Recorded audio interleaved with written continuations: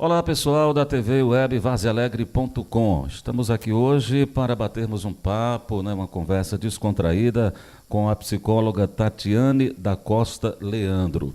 A gente vai falar sobre síndrome do pânico. O que é? Que tipo de pessoa atinge a síndrome do pânico? Quais são os sintomas? Que tipo de tratamento pode ser feito em relação a isso? É um problema que tem cura? É um problema que tem controle?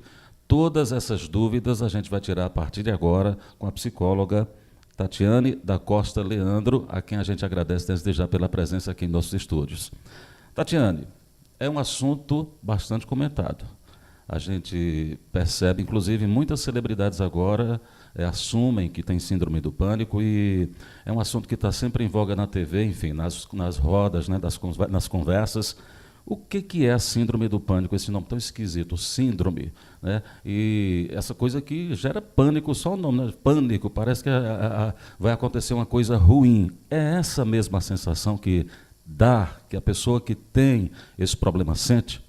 Realmente, no catálogo das doenças, digamos assim, a gente trata como um transtorno do pânico. Mas o nome, que se é mais conhecido, é síndrome do pânico. E a sensação é realmente essa. A pessoa que tem síndrome do pânico, ela tem uma sensação de morte iminente. Não é frescura, como muita gente acha. Ela realmente acha que vai morrer. Então, a pessoa que está tendo um ataque de pânico, ela, em primeiro lugar, vai buscar a emergência de um hospital, porque ela acha que está tendo um aneurisma, que está tendo um infarto. É uma sensação de morte, realmente. Só que, de fato, ela não vai morrer. Ninguém morre de um ataque de pânico. No momento, esse ataque de pânico ele dura, no máximo, 20 minutos. Então, a pessoa vai ter taquicardia, ela vai ter uma sudorese intensa, ela vai ter dificuldade em respirar, e por isso ela acha que está realmente morrendo. Agora, pegando essa deixa, a Tatiana fala assim, a pessoa dura mais ou menos 20 minutos, mas são 20 minutos, me parece, muito sofridos para quem está sentindo, não é assim? O ápice de uma crise de pânico, ela pode chegar a 20 minutos, mas é variável. O máximo é esse. Mas são 20 minutos aterrorizantes para quem está com essa sensação. Esses transtornos que envolvem a ansiedade, a síndrome do pânico, ela é um transtorno que envolve a ansiedade. Então, os transtornos que envolvem a ansiedade, eles são muito angustiantes para quem sente. Então, a ansiedade, ela é necessária para o ser humano. Não se pode tirar a ansiedade. É uma sensação, em tese, boa, é isso? Exatamente. A ansiedade, ela é necessária, ela é propulsora do ser humano. Então, ela vem da evolução.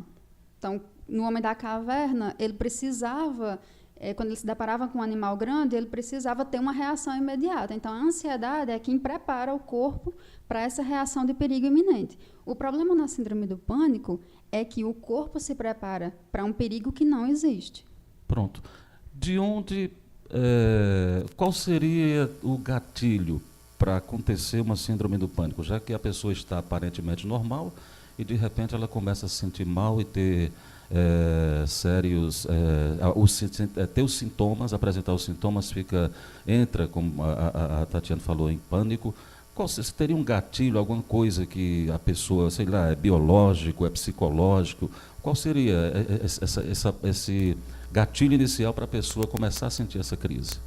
A síndrome do pânico, ela é um problema que a gente chama que ele tem gatilhos biológicos também. Então, o cérebro, ele tem uma disfunção. A gente tem neurotransmissores no cérebro que são responsáveis por várias coisas. E, no caso da síndrome do pânico, há uma disfunção em alguns neurotransmissores. Então, eles informam ao corpo que ele precisa se preparar para o perigo sem existir perigo. Então, há um gatilho biológico. Geralmente, pessoas que têm outros casos na família são mais suscetíveis, mas não necessariamente, porque eu tenho alguém na minha família que tem, eu vou ter. Eu tenho o gene, eu tenho a hereditariedade, mas eu preciso do gatilho para disparar isso.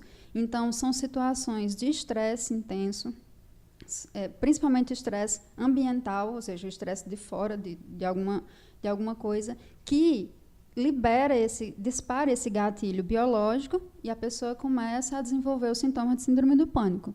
Tem a ver com o estilo de vida que a pessoa leva? Pessoas que têm uma vida mais atribulada, ou não necessariamente, pessoas que podem viver num ambiente tranquilo também podem desenvolver? Ou seja, o ambiente, já que a psicóloga falou agora que o ambiente pode influenciar em relação a isso, já que tem efeitos externos, né, que podem gerar essa síndrome. Enfim, como é que a gente pode identificar no ambiente? Ou seja, eu gostaria de saber, assim, para ser mais objetivo, pessoas que vivem num lar mais atribulado, num trabalho mais estressante, elas têm uma probabilidade maior, uma possibilidade maior de desenvolver esse tipo de síndrome, ou pessoas que vivem em ambientes assim calmos, tranquilos, também podem ter a mesma probabilidade? O ambiente, ele influencia muito. Então, com certeza, o estilo de vida influencia. Só que pessoas que vivem em ambientes tranquilos, elas também podem desenvolver síndrome do pânico. Mas o fator estressor, ele é bem mais preponderante do que um ambiente mais tranquilo. Mas se a pessoa tem o gatilho biológico e, por algum motivo, ela dispara esse gatilho, por exemplo, ela tem um ambiente tranquilo, mas ela tem esse gatilho biológico e ela passa por uma situação ela presencia uma violência extrema, ou ela passa por um assalto, por exemplo, uma situação que faz disparar esse gatilho biológico, mesmo ela tendo um estilo de vida mais tranquilo. Uma perda também de um ente querido pode também? Pode influenciar. Pode influenciar.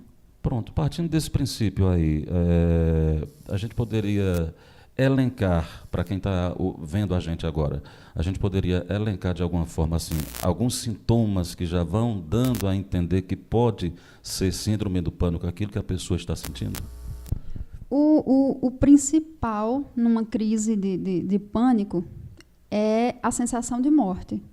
Então, essa é a sensação principal de quem está numa crise de pânico. A impressão de que vai morrer. Ela tem a plena certeza de que ela vai morrer. Uhum. Só que ninguém morre de crise de pânico.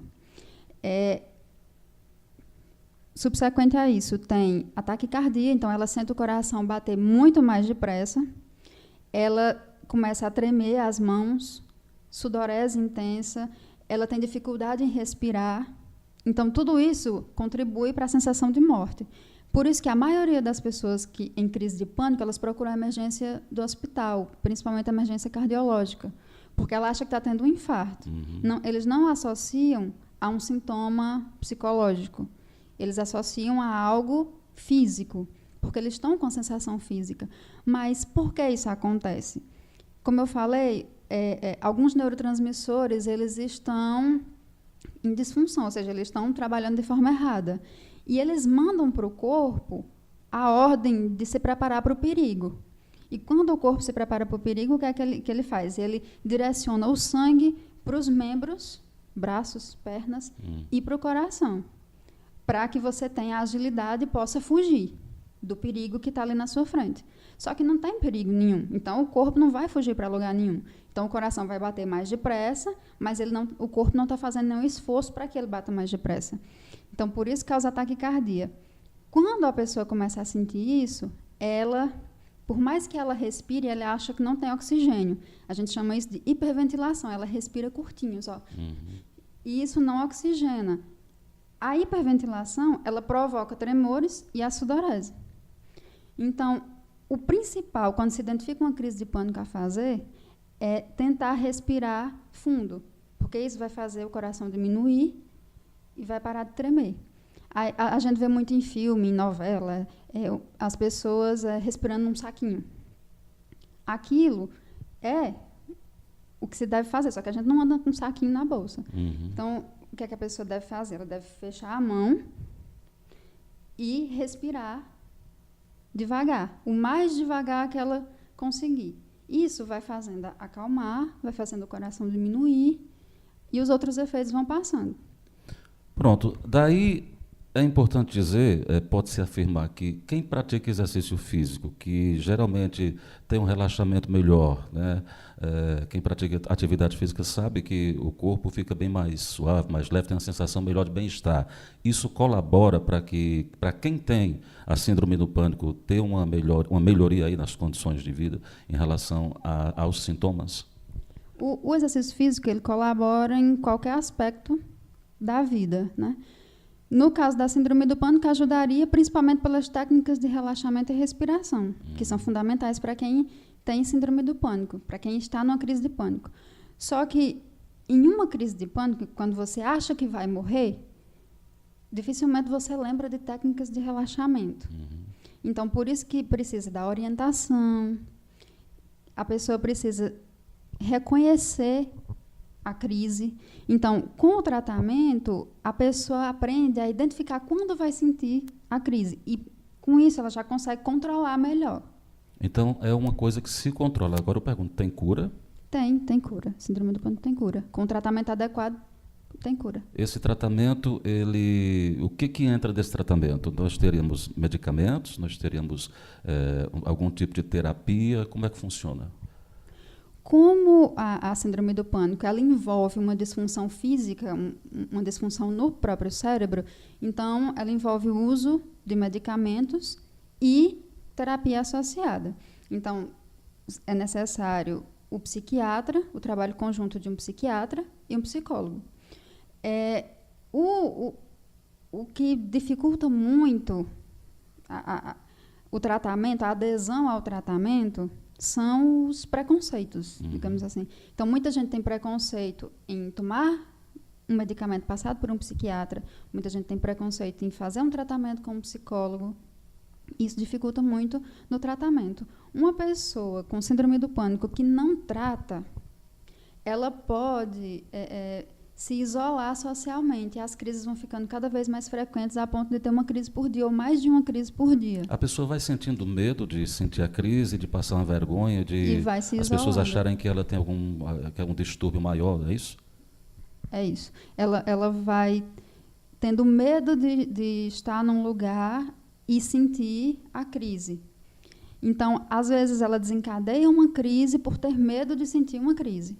Então, por isso, ela cada vez mais vai se isolando das pessoas com medo de que os outros vejam que ela tenha uma crise na frente dos outros, que ela passe vergonha, e ela vai se isolando cada vez mais. Há algum estudo, alguma informação em relação à faixa etária? Quem sente mais crise do pânico? Criança pode sentir, adolescente pode sentir, pessoas idosas podem sentir, pessoas de meia idade, ou, enfim, pessoas que estão ali entre os 40 e 50 anos. Que tipo de faixa etária é mais atingida? Há algum estudo em relação a isso? Qualquer pessoa pode sentir síndrome do pânico. Qualquer pessoa pode ter síndrome do pânico. Só que ela é mais frequente em mulheres na faixa dos 20 aos 40 anos. Só que qualquer pessoa, em qualquer momento da vida, ela pode desencadear uma síndrome do pânico. Há algum dado específico que justifique por que as mulheres são mais atingidas? Pelo fator estressor, geralmente a mulher, ainda hoje, ela tem jornada dupla, tripla, então, pelo fator estressor e pela questão hormonal também. Pronto. A pessoa que vive estressada não necessariamente poderá desenvolver a síndrome. Não necessariamente. Mas é um gatilho para desencadear a síndrome, mas não necessariamente, assim como uma pessoa bem tranquila que tem um estilo de vida também pode desencadear por qualquer outro fator. Agora, eu já vi algumas pessoas, né, dizerem assim, isso é frescura, isso não existe, isso é falta do que fazer, né, devia arranjar alguma coisa para fazer. Quer dizer, para quem está passando por um problema, ouvir esse tipo de coisa deve ser muito ruim e bem agravante, né? É uma das coisas que dificulta a busca por ajuda e a adesão ao tratamento. Isso funciona não só para a síndrome do pânico, mas para qualquer outro transtorno psicológico ou problema mental, como queiram chamar. O apoio a essas pessoas é fundamental. Então, dizer que é falta de Deus, que é falta do que fazer, que é frescura, principalmente no caso de síndrome do pânico, é um fator que dificulta ainda mais a busca por ajuda daquela pessoa. Porque, por mais que a gente não compreenda de fora, a sensação que a pessoa tem é de morte realmente. Então, aquela pessoa, ela acha que vai morrer de verdade. Então, não é frescura. Ela acha que vai morrer. Então, a busca por ajuda é fundamental. Ela vai se isolar socialmente. E pode até agravar outros aspectos da vida. Então, vai começar a atrapalhar o trabalho, a pessoa vai começar a faltar ao trabalho, então corre o risco de demissão, vai atrapalhar a vida social, vai acarretar uma série de outras coisas àquela pessoa que o apoio e a busca por ajuda iriam evitar. Pronto. Que conselho, Tatiane, você dá para a pessoa que está agora nos vendo, que está angustiada, que está passando por uma crise, que teve uma crise recentemente e que está com vergonha de dizer, que está com vergonha de procurar ajuda, tá indo nessa onda de alguém dizer que é frescura e está se deixando abater por causa disso? Que conselho você daria para alguém que está nessa situação agora? O importante é buscar ajuda profissional. Então, no caso específico da síndrome do pânico, buscar um psiquiatra, buscar um psicólogo, porque com a ajuda do medicamento e da terapia, é um quadro totalmente reversível. Há casos em que só o psiquiatra resolve, há casos que só a terapia psicológica resolve, mas há casos, como a síndrome do pânico, que precisa da associação dos dois profissionais. Porque o remédio, o psiquiatra, por exemplo, o remédio ele vai tratar o sintoma. Então, ele trata o sintoma, ele não trata a causa. Na terapia, a pessoa vai poder trabalhar outras questões que o medicamento não vai resolver por si só. Da mesma forma que só a terapia não vai funcionar enquanto eu estiver com aqueles sintomas. Os sintomas vão atrapalhar a terapia. Então, tem que ser uma associação entre os dois. Então, o preconceito que ainda existe das pessoas em buscar os profissionais de saúde mental como um todo dificulta também esse tratamento. A síndrome do pânico ela tem cura, a pessoa passa a viver normalmente, a pessoa não vai ficar tomando remédio a vida inteira, não. A pessoa vai ter o tratamento específico, vai fazer o desmame, que a gente chama do medicamento. Os medicamentos psiquiátricos hoje, eles não são mais como eram antes, a pessoa não fica mais impregnada, dopada, como as pessoas chamam. Então, tem todo um diferencial atualmente que as pessoas ainda não conhecem e isso dificulta a adesão delas ao tratamento. Tatiane, uma pessoa que tem síndrome do pânico, ela pode evoluir para uma depressão? A gente chama de comorbidades. Não é que por ter síndrome do pânico ela evolua para uma depressão, mas ela pode ter síndrome do pânico e desenvolver uma depressão associada a isso. Assim como outros transtornos mentais. Então, não é porque ela tem síndrome do pânico que ela pode desenvolver a depressão. O quadro não tratado de síndrome do pânico pode levar ela a alguns aspectos que acabem desenvolvendo uma depressão. Então, ela tem uma comorbidade, ela tem síndrome do pânico e depressão. Muito bem, pessoal. A gente conversou com Tatiane da Costa Leandro, que é psicóloga, e com quem a gente está fazendo uma parceria para tratar de vez em quando de assuntos relacionados como este, síndrome do pânico. Vou convidá-la outras vezes para que ela compareça aqui no nosso canal para falar sobre outros temas relacionados a doenças mentais, não é isso?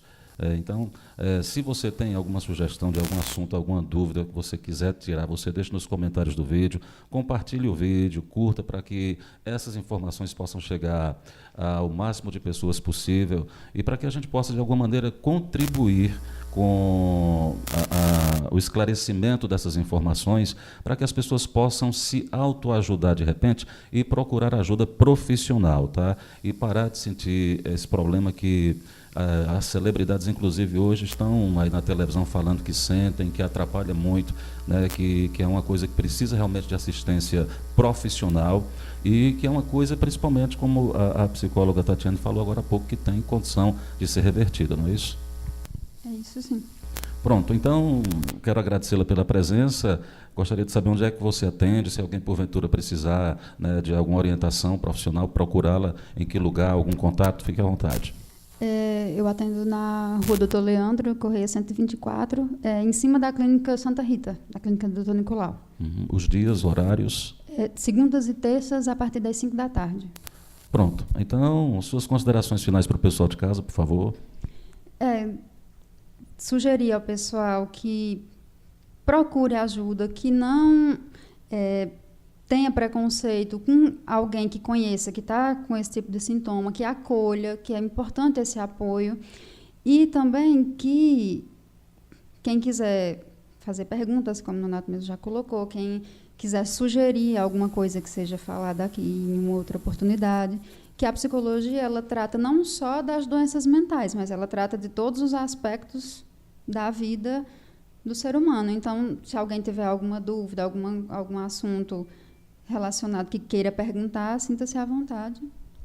Ok, então, pessoal, muito obrigado aí pela atenção de todos vocês. Conversamos com Tatiane da Costa Leandro, psicóloga, a quem a gente agradece aqui pela presença e até uma próxima oportunidade. Muito obrigado.